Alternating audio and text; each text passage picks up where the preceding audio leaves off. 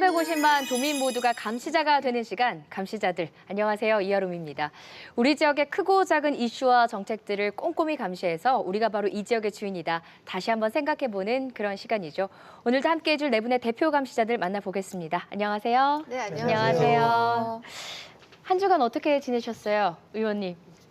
요즘 열심히 선거운동 한다고 아, 뛰어다니고 네. 있습니다. 어떻게 상황은 좀 좋은가요? 결과는 뭐 기다려봐야 되겠지만 열심히 네. 하고 있습니다. 네, 저희도 응원을 하도록 하겠습니다. 기자님은 어떻게 보내셨어요? 저는 어떻게 지나가는지 모르겠어요. 바쁘셨구나. 예, 네. 되게 바빴고, 그러니까 그 한 주가 하루같이 느껴질 정도로 좀 정신이 없었는데 막상 돌이켜 보면 내가 좀 뭘 했는지 이렇게 좀 너무 마음만 바쁜 게 아닌가 좀 돌아봐야 될 것 같습니다. 저희가 일주일에 한 번 녹화인데 어제 보고 오늘 보고 또 내일 보는 너무 자주 만나는 것 같아요. 그런 기분이 우리. 들어요. 기태 씨는 어떻게 보내셨어요? 요즘 뭐 NC 다이노스의 연승을 아, 보고 있습니다. 너무 잘하죠. 그럼요. 제가 이 감시자 시작할 때 정규리그 1위 할 거라고 말씀드렸지 않습니까? 지금 2위로 순항하고 있습니다. 네. 아마 1위 할 것 같아요. 우리 한국 시리즈 나가면 다 같이 응원 갈까요? 좋죠. 사실 그런 날이 오면 좋겠습니다. 그러면요, 오늘 본격적으로 감시 시작해 보도록 하겠습니다. 오늘 첫 번째 감시 리스트는 도민들의 관심 속에 이어지고 있는 거리의 무법자 난폭버스 추격입니다. 감시자들이 창원 시내버스를 집중 감시한 지 2달 정도 됐는데요. 지난주 창원시 의회가 시내버스를 둘러싼 공방으로 아주 뜨거웠다고 합니다. KBS 감시자들도 직접 언급이 됐다고 합니다. 의회 현장 저희가 영상으로 담아봤는데요. 화면 먼저 보시고 계속 얘기 나눠보겠습니다. 안전건설교통국에 대한 2016년도 행정사무감사 실시를 선언합니다. 난폭 운전이 지금 사라지지 않는 이유가 뭐라고 생각하십니까? 매주 화요일마다 감시자들 KBS에서도 뭐 저희 창원시 이 시내버스 문제 때문에 계속 지금 진행을 하고 계시거든요. 물론 공동객차 때문에 기사들이 지금 이렇게 시간에 쫓겨가지고 난폭 운전을 부추긴다. 저는 일부 동의는 합니다. 그에 대해서 그런 게 면도 없지 않겠습니까? 가장 큰 우리 창원시의 난폭 운전의 문제점으로 그 공동 배차제하고 그다음 배차 시간 간격이 짧다라는 것입니다. 그 부분에 대해서는 그 따로 용역 줄 필요도 없습니다, 과장님. 그 토론회 한번 개최하십시오. 제가 지금 개최해 주십시오. 5개월병도 안 돼갖고 학습이 좀 덜 됐습니다. 지금 공부 좀 해갖고 한번 가겠습니다. 지금 온 지 5개월밖에 안 같이 됐는데. 합시다. 그 언론 보도가 안 돼가지고 감시사에서 보도가 됐던데 시내버스가 신호를 위반해서 지나가 자전거를 치어가지고 학생이 15살인가 16살 학생이 지금 실명 왼쪽 파괴돼 실명이 와 있어요. 하여튼 이 사건이 너무 많아요. 그렇다면 뭔가 이게 단순하게 답변하시는 그런 수준의 대안이 아닌 획기적인 뭔가를 내놨지 않으면 안 된다. 필요한 부분도 사실 많이 공감은 하고 있으면서도 이렇게 예산 문제 여러 가지 문제 등으로 해서 아직 하지 못하고 있는 이런 부분들도 있습니다. 그래서 제시해 주셨던 이런 부분들은 저희들이 한번 종합적으로 검토를 해서 방안을 찾아보도록 이렇게. 창원시 의원들도 그렇고요. 시 교통정책과에서도 우리 감시자들을 보고 계셨습니다. 추측만 했었는데 또 이 화면을 보니까 그동안 저희가 이 자리에서 제기했던 문제들 또 그에 대한 대안들도 좀 살짝 얘기가 나오긴 했는데요. 김용훈 기자가 이날 이 자리에 계셨었다고요. 그래서 제가 네. 모니터를 했었죠. 그래서 마치 그날 행정사무감사 현장이 감시자들 이 프로그램 때문에 생긴 게 그 행정사무감사가 이루어진 게 아닌가 하는 착각이 들 정도였는데요. 많이 또 이 프로그램에 대한 언급도 많이 됐었고요. 네. 그리고 무엇보다도 이제 그 시의원분 중에는 또 이제 그 조사 특위를 구성해야 되는 게 아닌가 그런 언급도 나왔었어요. 그만큼 이제 심각성을 많이 이제 논의된 상황이었는데요. 지금 이 방송도 보고 계실 것 같아요. 보고 계신데 모니터링을 하시는 것도 좋지만은 저희가 지금 이 얘기하는 게 감시자들만의 이 패널들만의 목소리가 아니라 시민들의 목소리라는 것을 좀 꼭 아셨으면 좋을 것 같습니다. 네. 저는 좋게 얘기하려고 그랬거든요.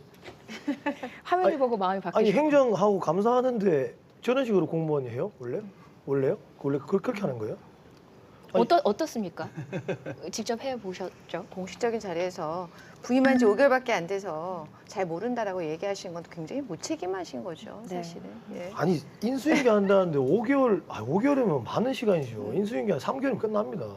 이 말이 됩니까? 그다음 국장님이 얘기하시는 게 종합적으로 그럼 무슨 어떻게 종합적으로 검토한다는 겁니까? 제가 기본적으로 말씀드렸잖아요. 시스템이 없다니까요.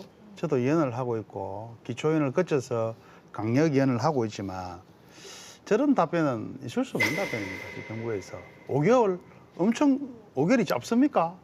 일주일 만에 업무 보고도 받는데 업무 보고 받아서 업무 보고를 하고 일주일 만에 발령받아서 일주일 만에 업무 보고를 하는데 5개월이라는 시간이 흘렀는데 잘 모르겠다, 업무 파악이 안 됐다, 이런 답변은 정말 불성실한 답변인데 저는 질타를 좀 받아야 된다. 그러니까 핵심은 그거예요. 네. 저 행정사무감사는 공식적인 자리고 질문하시는 시의원 한 분 한 분이 개인이 아니에요. 근데 이 공무원분들은 답변하는 분들은 한 개인이 질문하는 걸로 착각을 하고 계세요. 그게 아니거든요. 시민들의 그렇죠. 어떤 불편이나 모두 의견 수렴을 해서 대의기관으로서 목소리를 전달하는 건데 좀 그런 자리라는 거를 좀 인식을 해주셨으면 좋을 것 같아요. 사실은 검토해보겠다라고 이야기하는 것은 별로 할 일이 없습니다라고 이야기하는 일의 또 반증이거든요. 그래서 좀 저런 태도의 문제는 좀 고쳐야 된다는 생각은 들고요. 제가 한번 이 자리에서 말씀드린 적이 있는데요. 이미지 전수조사에 의하면 이미 사고 유형 그리고 문제점, 그러니까 뭐 배차 시간이 문제다 이런 거 다 나와 있었고요. 네. 심지어는 어느 업체가 사고가 가장 많이 나는지도 다 조사가 되어 있습니다. 근데 그 사이에 달라진 건 아무것도 없다는 거죠. 근데 이것이 계속 언론에서 문제 제기가 되고 언론에서 문제가 되면서 실제로 이번 창원시의회 행정사무조사에서 정확하게 짚었기 때문에 이제는 창원시 공무원들이 압박을 받을 거다. 저는 이렇게 생각이 듭니다. 그 화면에도 보셨지만 창원시 안전건설교통국장이 이런 답을 했습니다. 종합적으로 검토해서 방안을 찾아보도록 하겠습니다. 저희 감시자들이요, 저희 또 대표 감시자분들도 그렇고 보통 끈질긴 게 아닙니다. 도민들과 시민들과 함께 어떤 대책을 내놓으시는지 끝까지 지켜보도록 하겠습니다. 그와 동시에 시내버스 난폭운전 그리고 그 뒤에 숨겨진 진실들도 끝까지 추격해볼 계획입니다. 그동안 저희가 난폭운전을 일삼는 시내버스의 실태 그리고 그로 인해서 벌어진 이 끔찍한 사고 연속으로 보도해드렸습니다. 그런데요, 이런 난폭운전 또 버스 사고에 대해서 당사자인 시내버스 기사분들도 정말 할 말이 많다고 합니다. 그래서 오늘은요, 저희가 이분들의 이야기를 들어봤습니다. 화면 먼저 보시죠. 하루 평균 58만 명의 시민이 이용하는 경남의 시내버스. 무엇보다 안전해야 할 대중교통이 도로 위에 무법자가 된 지 오래. 아찔한 고개 운전을 이어가며 승객들의 생명마저 위협하고 있는 시내버스 난폭운전. 고질적 병폐인 경남 시내버스의 실태를 집중 감시합니다.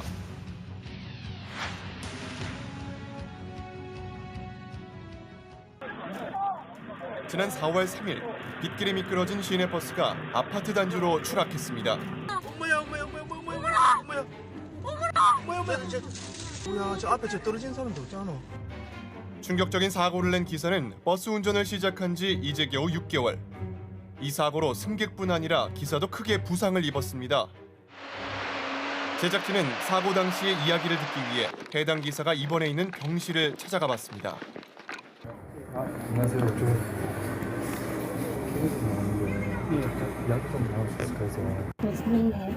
어떻게 된 건지 좀 여쭤보세요. 저 이제 보관들이 다 깨지고 그다음에 오늘 실장 호방 실장이가 나오고 말고 저 여기 찡기더라고요. 사람이 골반이 다 깨지고 안에 심을 다 박아놨죠 지금. 현재는 저는 모르겠는데 그때의 충격으로 전치 10주 이상의 심각한 부상을 입은 김 씨.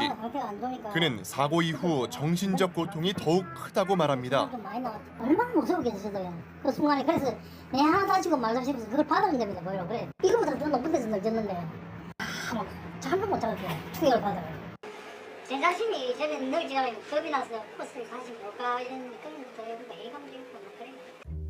실제로 대한직업환경의학회의 연구 결과에 따르면 근무 중 버스 사고를 일으킨 운전기사 491명 중 45명이 외상 후 스트레스 장애를 겪고 있었는데요. 이는 소방관보다도 높은 수치입니다. 외상 후 스트레스 증상 중에 어떤 사물에도 무감각함이 있습니다. 그렇다면 신호 체계를 잘 이해하지 못하고 보행자도 잘 파악하지 못하고 이런 상황에서 운전을 하게 된다면 아마 사고율이 되게 높아질 거로 생각이 들거든요. 안전사고의 위험 속에 심리적 압박을 받으며 버스를 운행해야 하는 기사들. 그렇다면 이들이 난폭 운전을 할 수밖에 없는 또 다른 이유가 있진 않을까요? 신호위반을 하고 막 가속을 해가지고 갔다 오면 10분도 채 안 남아요. 담배를 피고 소변 안 나고 다시 또 이제 출발을 해요. 기사들도 힘들어요. 차 막히거나 손님들 천천히 내리고 하기 때문에 하루 종일 밥도 못 먹고 이래야 돼요. 뜨거운 사람은 많죠. 도로 자체도 그렇고 자체 시간 자체도 그렇고. 제작진은 버스 기사들의 어려움을 보다 가까이서 듣기 위해 그들의 하루를 따라가 봤습니다. 가가지고 한번 보세요. 제가 뭐 딱히 어떻게 뭐 이렇다 저렇다 한다는 것보다 가가지고 실제적으로 느껴보고 조금 좀 답이가 큽니다. 오후 1시 26분 드디어 운행이 시작됐습니다.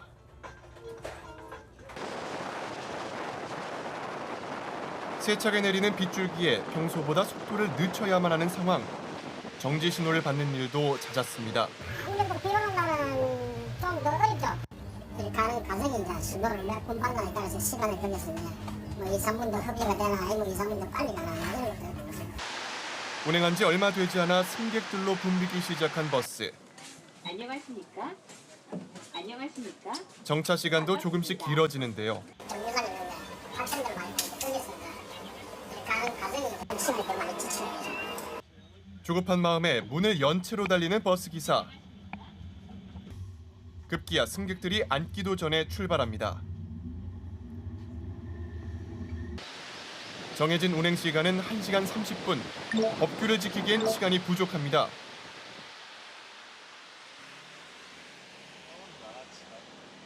취재진이 따라가기 힘들 정도로 무서운 속도로 도로 위를 달립니다.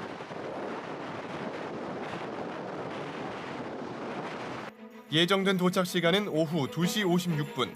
결국 운행 시간보다 10분 초과해 종점에 도착했습니다.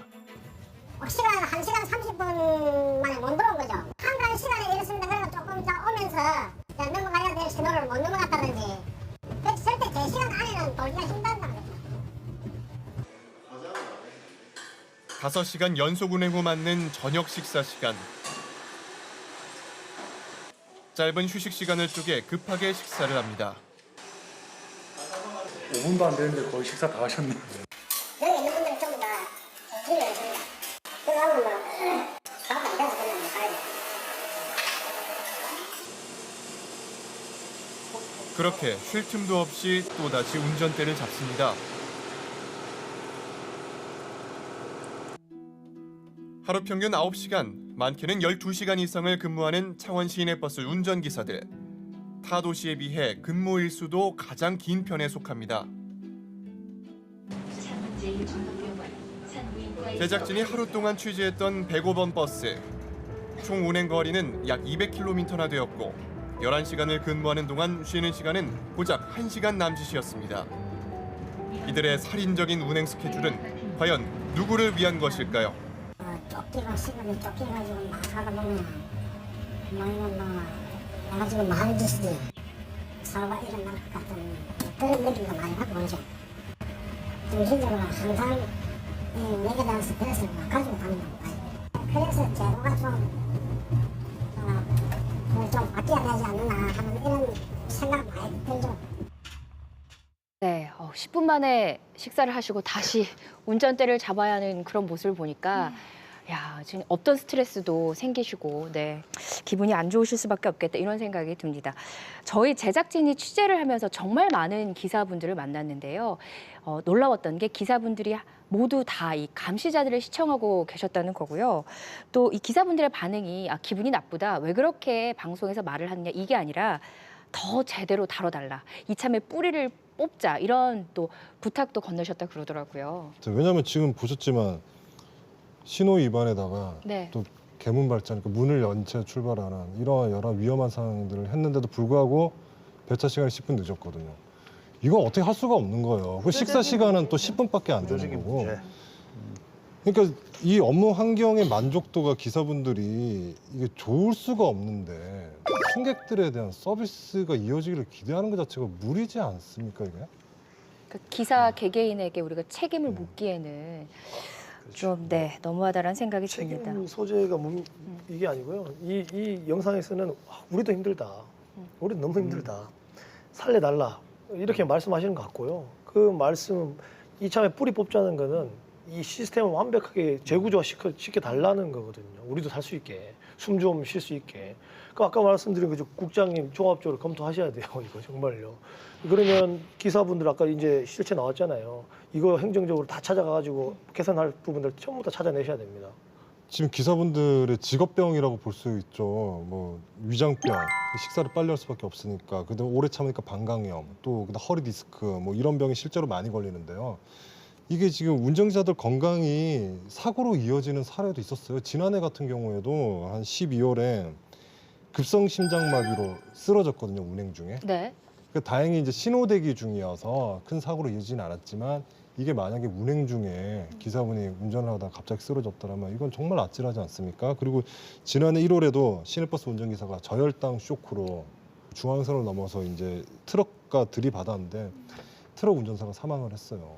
이건 회사의 책임이죠. 왜 이런 그 건강이 지금 위험성이 있는 기사들이 왜 이렇게 근무를 운행을 하게끔 놔두는 거죠? 그러니까 저희가 버스 기사분들에 대한 인식이 그냥 버스를 운전하는 사람 이게 아니라 시민들이 이동을 할 때 그들의 안전을 책임지는 사람. 그래서 누구보다 건강해야 되고 그날 아침 컨디션도 좋아야 되고 그렇게 저희가 좀 선진적으로 그 접근 방식이 필요하지 않을까 그런 생각이 듭니다. 그럼 궁금한 게 이렇게 운행 시간을 제대로 지키지 않으면 좀 불이익이 큰가 봐요. 일단 그 각 업체 이제 회사마다 인사고과에 그걸 반영을 하고 있죠. 그러니까 인사고과에 반영이 되다 보면 이게 기사들이 받는 한 달의 수익인 월급이 수익 노선과 비수익 노선에 따라서 기사들 월급이 또 달라요. 그러니까 이러다 보면 이제 인사고과에 반영이 되면 점수가 깎이면 어떻게 되겠습니까? 좀 어려운 노선.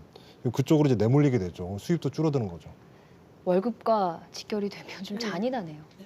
생활하고 직결돼 그러니까 그만큼 있으니까 이제 기사들이 수익 노선에서 빨리 이 배차를 시간을 지키고 빨리 요금 수입을 이제 많이 벌어들이면 그만큼 인사고과 점수를 높게 줘서 이렇게 내몰릴 수 있는 구조죠. 그래서 이렇게 경쟁을 시키는 거죠, 기사들조차도. 아주 악순환이네요. 그렇네요. 진짜 악순환이네요.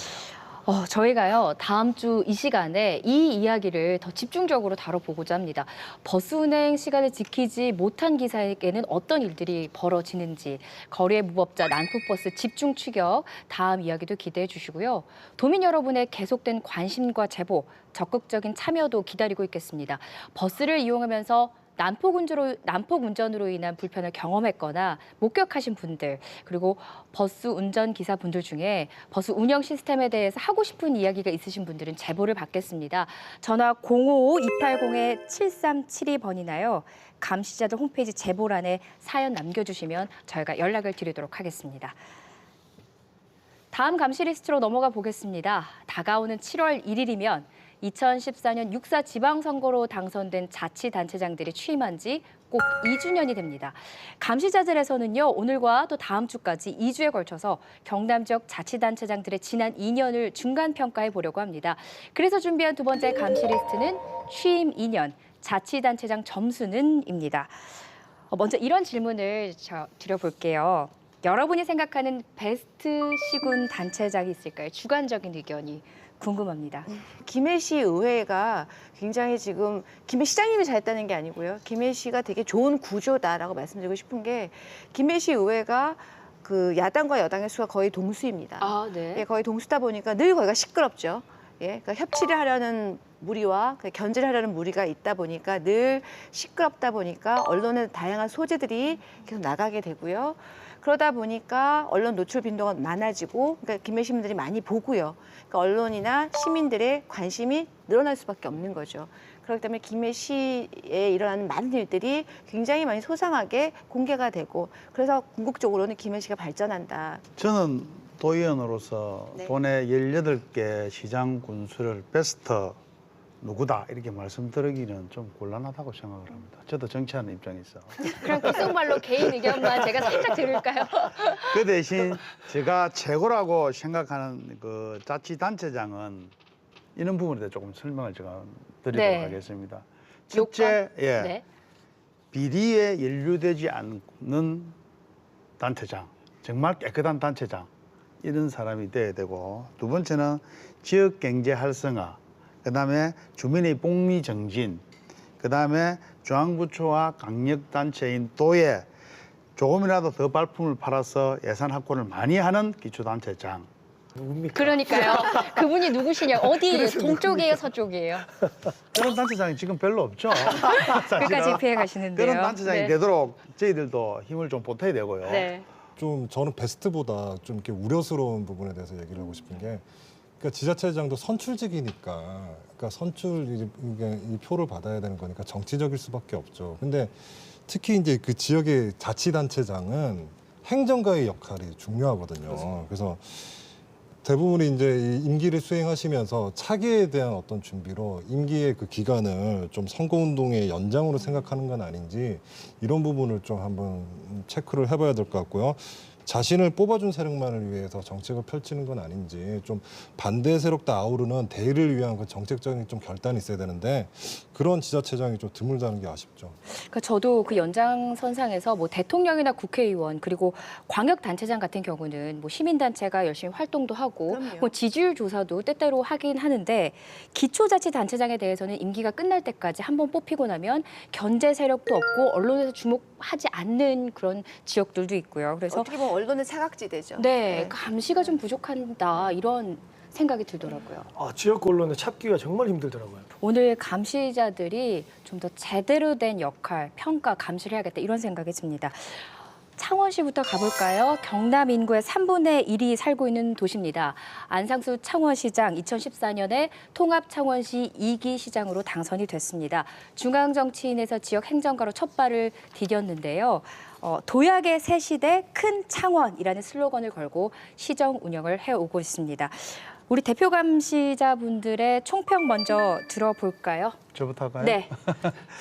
저는 그 절반의 성공이라고 이렇게 할 수 있겠습니다. 우리 야구장 입지하고 전박한수 시장이 추진했던 창원 도시철도 건설 사업을 중지를 시켰죠. 이런 거는 정말 제가 볼 때는 굵직한 난제를 좀 잘 해결을 했다. 저는 이렇게 평가를 하고요. 통합창원시 도시 경쟁력과 그 시민 화합을 위한 노력을 우리 강력시 성격에 집중함으로써 좀 행정적 낭비를 많이 하지 않았나 하는 이야기도 하고 싶고, 또 우리 39사단 오염 문제로 알 수 있듯이 우리 그 시의회와의 소통 부재, 이게 네. 굉장히 좀 문제가 되고 있는 상황인 것 같기도 합니다. 그래서 지금 우리 수도권 지역의 전략가들을 불러들여서 미래 전략 위원회, 또 군영발전위원회 이렇게 지금 만들어 가지고 있는데, 정말 저는 창원 시민들의 목소리를 좀 무시하는 거 아닌가 하는 그런 측면도 있다, 이렇게 말씀을 드려서 절반의 성공이다 이렇게 종평을 하고 싶습니다. 무색무취했다. 그래서 뭐 좋게 얘기하면 무난하셨다. 뭐 네. 이렇게 하고, 안상수 시장님을 생각하면 저는 떠오르는 게 딱 그거 하나밖에 없어요. 광역시. 네. 요즘 행사장에 가면은 기승전 광역시 이렇게 가더라고요. 많은 사업도 하셨고 공약도 있었지만 저희가 이렇게 얘기를 나눈 것처럼 광역시를 추진하는 그 상황에서 다른 것들이 좀 가려지는 느낌이 있어요. 안 시장의 핵심 공약이고 또 핵심 사업인데요. 이런 말도 했습니다. 광역시의 승격은 내가 창원시장을 하는 이유다. 또 광역시 승격이 창원이 앞으로 살 수 있는 유일한 길이다. 이런 발언도 했는데요. 이 현재 진행된 상황은 어떤가요?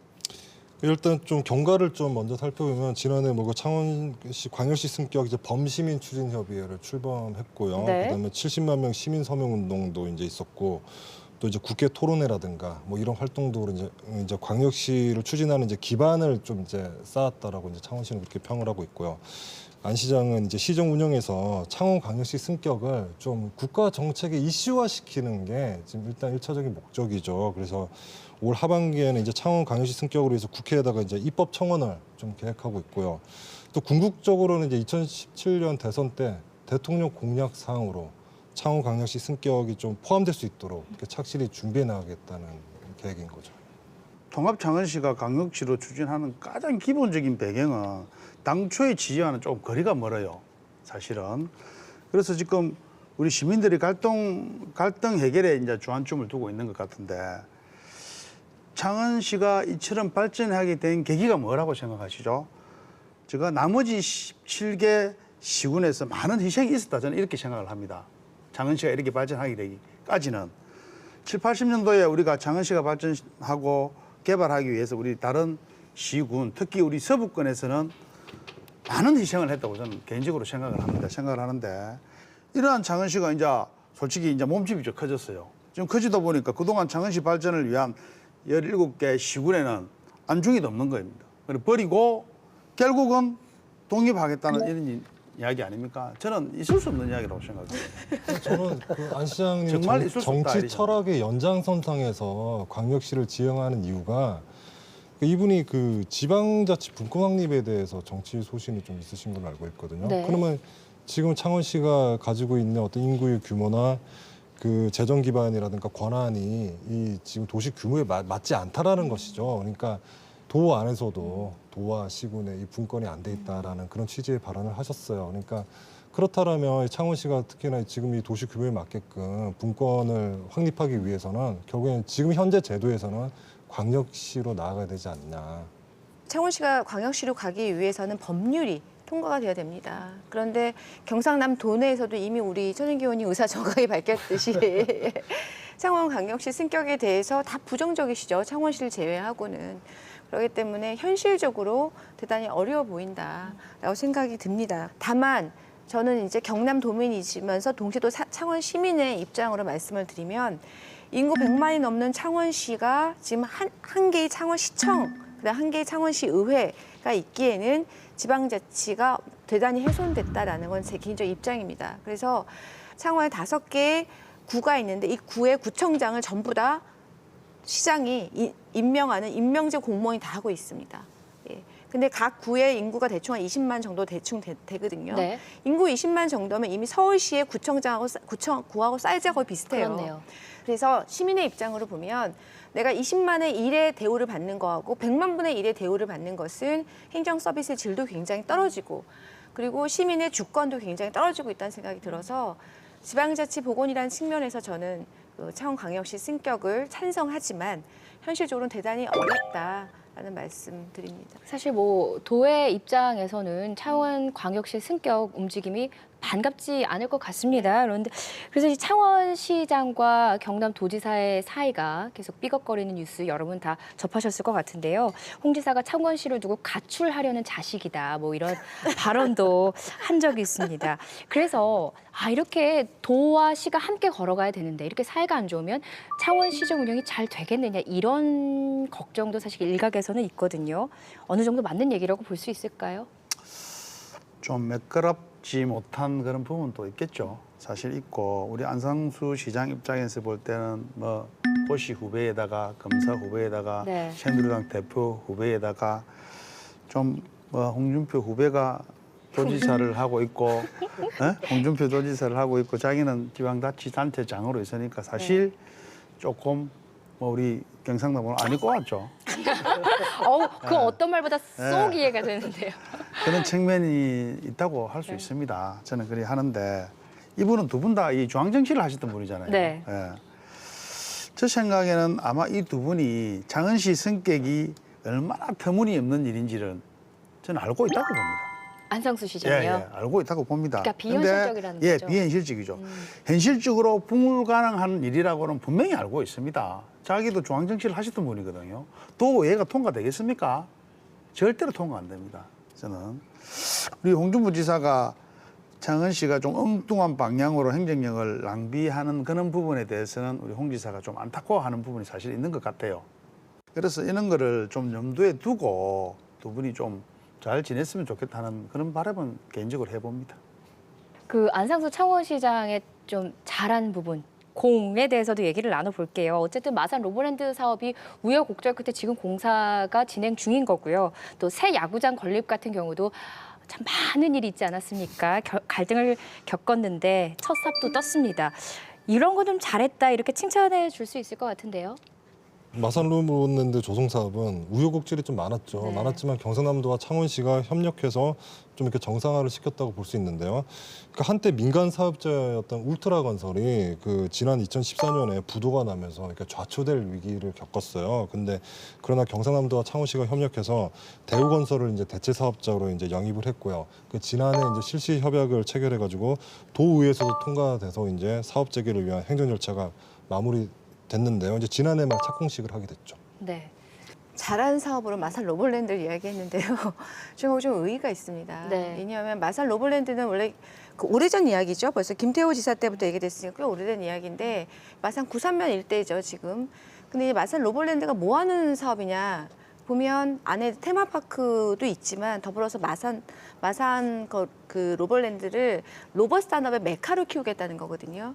문제는 이 어마무시한 세금이 투여되고 있는데 안에 내용이 뭘 하겠다는 건지에 대해서 저는 안상수 시장님이 많은 고민이 있었는지 묻지 않을 수가 없을 것 같아요. 안상수 시장님 본인이 시작한 사업은 아니지만 본인이 중요한 과도기의 역할을 하셨기 때문에 이 컨텐츠에 대한 개발 이것이 지금 제일 큰 문제인 것 같아요. 네. 또 궁금한 게 이 안상수 창원시장의 행보입니다. 시장직을 유지하면서 새누리당 대선 후보 경선에 나가겠다 이렇게 밝히기도 했는데 이게 지금 실제 준비 중이신 건가요? 새누리당 도의원님께 여쭤보겠습니다. 우리 안상수 시장이 대선 출마 부분은 본인의 의지에 달리는데 저는 개인적으로 볼 때 준비를 하고 있다 이렇게 봅니다. 경선에. 또 우리 홍준표 지사도 대선 출마 의지를 지금 표시하고 있지 않습니까? 네. 이제 우리 지역에서는 두 분이 이렇게 이제 출마를 하게 되는 그런 어떤 서로 경쟁하는 그런 분위기가 된 것 같습니다. 그 경쟁력은 뭐 상승할 수 있는데 그렇게 되면 두 곳에 지금 보궐선거가 발생합니다. 그 이제 지역 발전에는 어떻게 보면 좀 도움이 될 수 있다고는 봅니다만은 결과는 글쎄요. 저는 그렇게 생각을 합니다. 실제 대선에 나가실 수 있을까요? 근데 경선에 나가신다고 인터뷰 하셨어요. 네. 그러니까 이 경과를 보면요. 처음에는 좀 모호하게 표현을 하셨어요. 그러니까 최초에 좀 의사를 밝히신 게 지난해 8월에 기자간담회를 통해서 새누리당 대선 후보 경선에 참여하고 싶다는 의사를 밝혔는데 덧붙이시면서 확정한 것은 아니라고 얘기를 하셨고요. 사람 앞일은 어떻게 되는지 그러니까 그 이후에 이제 같은 해 10월에 이제 시민 콘서트에서도 다시 재차 그 대선 후보 경선 참여 의사를 밝히셨고요. 최근에는 또 경남신문하고 인터뷰가 있었는데 그 대통령의 권력 분산과 또 진정한 지방자치를 펼쳐보기 위해서 경선에 나가보고 싶다. 그러니까 저는 그 명분 좀 약한 것 같아요. 대통령 경선을 나가는데 지방자치와 지방분권을 알리겠다라고 해서 경선을 나간다는 게 대통령은 우리 국가를 짊어지는 사태인데 이 인물인데요. 그 정도 명분 가지고는 나갈 수 있지 않을까 없을 것 같다라는 생각이 들고요. 도지사 출마설도 나오던데요. 그러니까 도지사 출마설이 나오는 게 더더욱이나 예를 들어서 홍 지사가 먼저 이제 대권에 나가면 거기에 나가기 위해서 창원시장직을 비워야 되잖아요. 그럼 두 곳의 보궐선거가 역시 발생할 수밖에 없는 건데 그러면 모양새가 더욱 안 좋을 수가 있지 않을까. 왜냐하면 도지사 자리 비는데 거길 가기 위해서 창원시장 자리를 또 비워야 되는 거거든요. 네. 그럼 그런 부분에 대해서는 좀 정치적 부담이 작용하지 않을까요? 근데 만약에 진짜 도지사 출마하셔서 되면 그다음에 창원광역시 문제는 어떻게 해결하시는지 그것도 한번 지켜봐야겠습니다. 입장이 좀 달라지실 것 같아요. 도지사 되면 광역시 추진하실까요? 과거에 하셔야죠. 그 네. 시정 질문에서 손태환 의원이 도지사 출마 관련해서 질의를 한 적이 있어요. 네. 그 자리에서 안 시장은 뭐 회의록에도 나와 있지만 시장직에 열심히 하겠다. 그래서 그때 손태환 의원이 108만 시민에게 뭐 보고 있다. 뭐 그런 식의 이 얘기가 오갔었거든요. 그래서 모르겠습니다. 뭐 의지는 바뀔 수는 있지만 제가 볼 땐 도지사 출마는 크게 생각은 하지 않으실까. 예. 네. 저는 개인적으로 중앙정치 하시는 분들이 지방정치하면 안 된다. 단적으로 이렇게 표현도 해보고 싶습니다. 로마에 가면 로마법을 따라야 되잖아요. 그런데 여전히 중앙정치의 그 법도를 계속 강요하시는 것 같아요. 그래서 의회나 시민들하고 좀 창원 오셨으니까 창원법에 따라서 좀 소통해 주시기 좀 부탁드리고 싶어요. 네. 저 이야기 하다 보니까 오늘 창원시 특집처럼 창원시 얘기만 쭉 나오고 있는데요. 논의해야 할 다른 시군들도 있습니다. 추후에 제대로 된 창원시만의 이 감시를 기약을 하면서 창원시 얘기는 여기서 마무리하겠습니다. 이번에는요. 서부 경남권의 중심 진주시 얘기를 해보겠습니다. 최근 진주시 가장 큰 변화를 겪고 있는 지역입니다. 혁신도시가 거의 마무리 단계에 접어들었는데요. 이 혁신도시는 어떻게 평가를 할 수가 있을까요? 저는 진주 혁신도시는 일단 성공적으로 안착을 했다. 일단 이렇게 평가를 하고 싶습니다. 이제 혁신도시 개발로 인해서 우리 주변 도심이 공동화 현상, 특히 우리 그 중앙시장 인근이 지금 좀 항폐화되어 가고 있죠. 이런 부분에 대해서 우리 그 신도시와 구도심이 같이 상승할 수 있는 그런 정책 마련이 좀 시작되어야 된다 하는 이야기를 하고 싶고 또 핵심 도시가 인접 시군에서 지금 인구 유입이 되고 있는 게 현실입니다. 그래서 이런 부분도 좀 심각하게 고민거리다. 이런 부분을 한번 정책 개발을 한번 해야 되겠다 하는 생각을 해봅니다. 네. 경남 진주에 작년 2015년 말 기준으로 11개의 공공기관이 다 이전해 왔습니다. 그래서 이제 어느 정도의 하드웨어는 다 만들어졌다라고 생각이 들고요.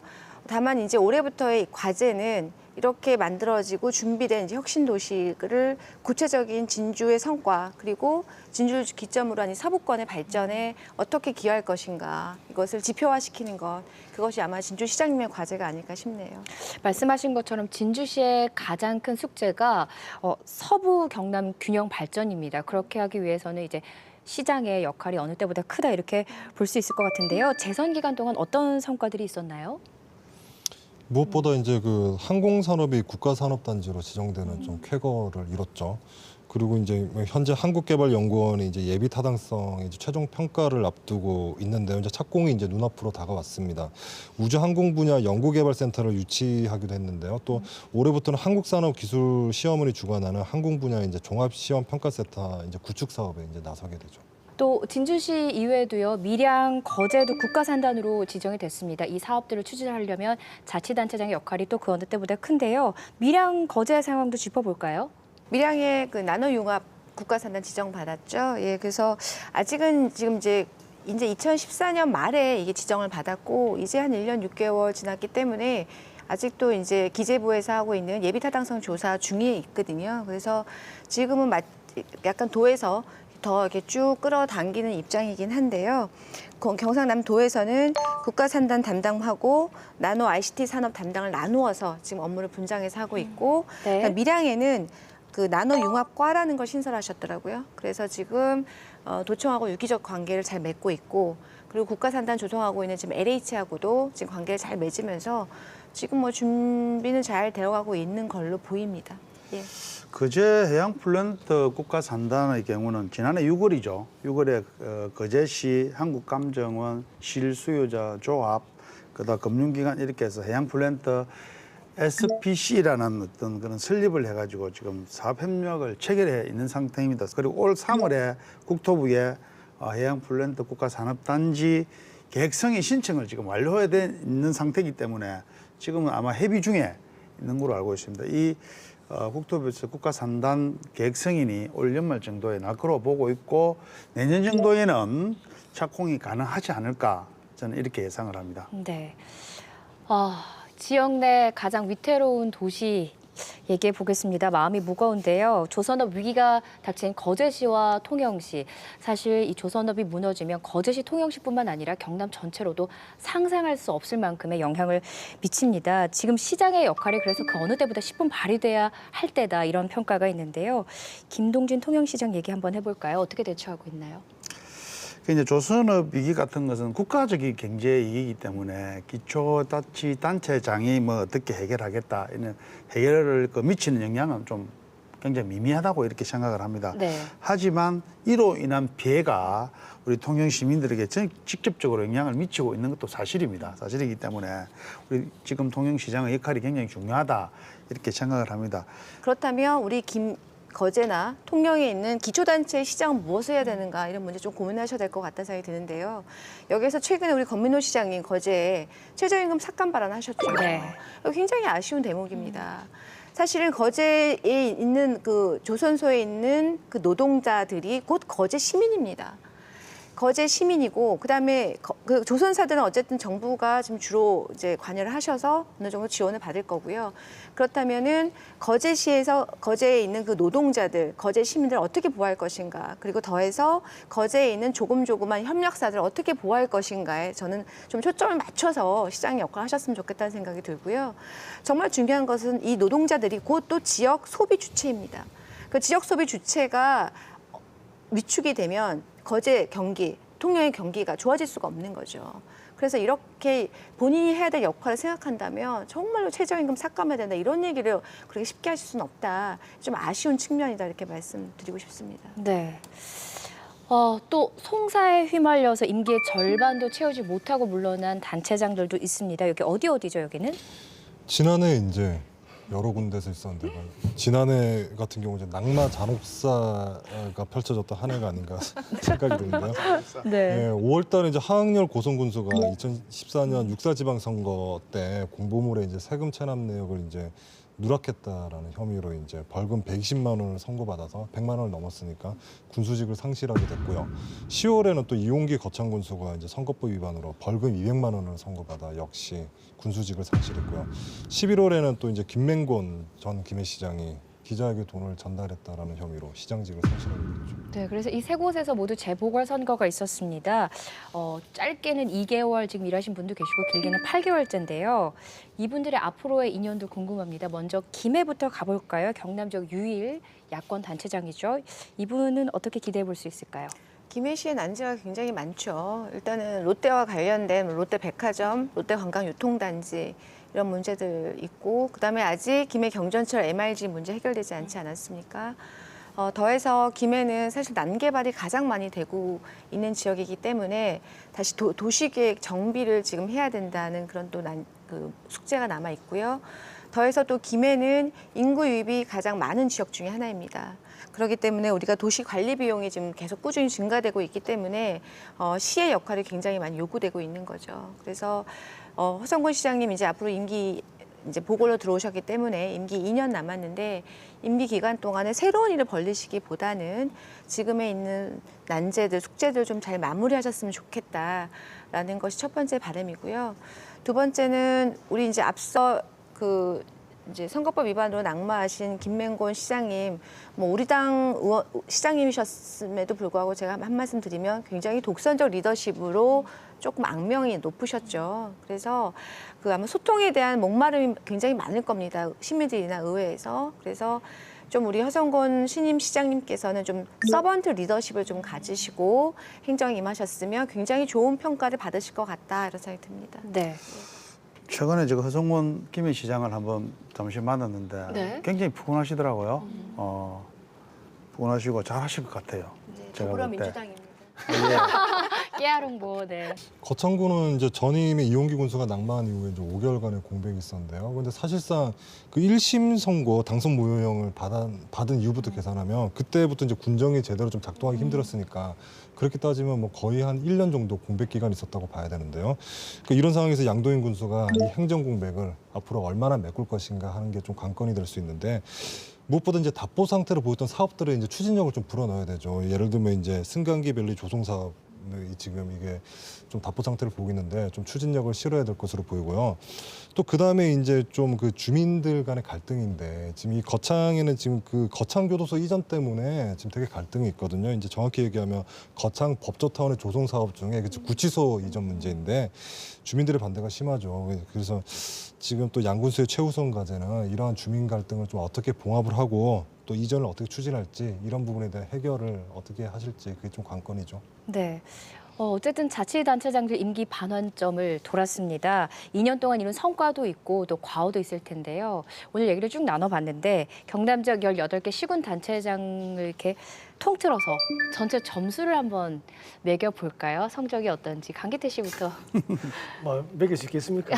전 다 100점 드리고 싶고요. 왜냐하면 각자 위치에서 다 열심히 하시기 때문에 이제 전반전 끝난 거고요. 이제 중간고사였고 이제 또 기말고사 남았고요. 최종평가 남았으니까 그때까지 나머지 2년 임기 잘 마무리해 줬으면 좋겠습니다. 네, 기말고사 잘 치는 게 더 중요하더라고요. 네. 제 점수는 59점 주고 싶습니다. 59점. 네, 의미가 있을까요? 100점 만점에. 네. 네. 일단 그 3개 지역에서 비리와 부정으로 일단 보궐선거를 했고요. 그다음에 조선업 위기 등으로 좀 지역 경제가 좀 어렵지 않습니까? 그런 부분. 또 이런 부분을 확실한 비전을 제시하는 기초자치단체장이 없어요. 지금 그런 거를 볼 때 최저 점수 60점에서 1점 부족한 59점을 주고 싶습니다. 뉴스 메이커의 아이콘인 홍준표 지사님 때문에 2년간 그 뉴스에 거의 단체장 뉴스는 거의 홍준표 지사님이 거의 다 도배하지 않으셨나요? 그래서 사실 잘 모르겠어요. 18개 시군 단체장님이 얼마나 역할을 하셨는지. 근데 다만 도민의 한 사람으로 바람이 있다면 아까 허정건 김해 시장님 있을 때 제가 말씀드린 것처럼 좀 주민을 섬기는 그 서번트 리더십으로 마무리 좀 해주십사. 특히 임기 2년 후에 곧 선거가 있지 않습니까? 그렇기 때문에 남은 임기 2년 동안 혹시라도 무리수를 두는 그런 정책들은 제발 삼가해 주십사 말씀드리겠습니다. 저는 앞서 말한 점수 평균을 냈거든요. 네. 몇 점인가요? 79.5점이니까 네. 반올림해서 80점 드리겠습니다. 아우 연기하시네. 사실은 계속 고개를 숙였던 게 마지막에 하려고 이제 그랬던 건데. 근데 이제 김희수 의원도 말씀하셨지만 앞으로 남은 게 더 중요하니까요. 지금 이렇게 각각 패널에 있던 점수가 이제 80점이라고 이제 뭐 이렇게 뭐 수치는 제시했지만 이런 점수를 의식하지 않으셨으면 좋겠어요, 차라리. 좀 남은 기간 동안 좀 소신 있게, 그리고 또 물론 이제 차기에 대한 또는 이제 뭐 다른 뭐 진출에 대한 각자의 어떤 사정이 있을 수는 있겠지만 그런 표밭에 신경 쓰지 마시고 묵묵하게 소신을 가지고 정책을 이루면 시민들은 다 평가를 합니다. 네. 2년 전에 지역민들이 기대를 가지고 뽑아준 각 시군의 단체장들. 2년이 지난 지금 그들은 주민들에게 어떤 점수 또 어떤 평가를 받고 있을까요? 낮은 점수를 받았다고 해도 아직은 늦지 않았습니다. 지금이라도 문제가 되는 부분은 다시 점검하고 또 지역민을 위한 행정을 펼친다면 2년 후에는 박수받고 인정받으면서 임기를 마칠 수 있을 겁니다. 기대하겠습니다. 계속해서 다음 시간에는요, 홍준표 도정 2년을 평가해 보겠습니다. 오늘도 수고해 주신 우리 대표 감시자분들과는 여기서 인사 나누겠습니다. 감사합니다. 네, 감사합니다. 고맙습니다.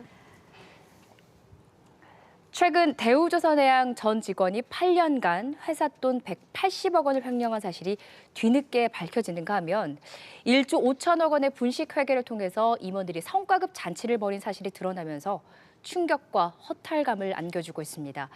위기의 조선업을 살리기 위해서 국고까지 투입돼서 구조조정을 진행하고 있지만 정작 조선사 내부 누수는 막지 못했다는 이야기일 텐데요.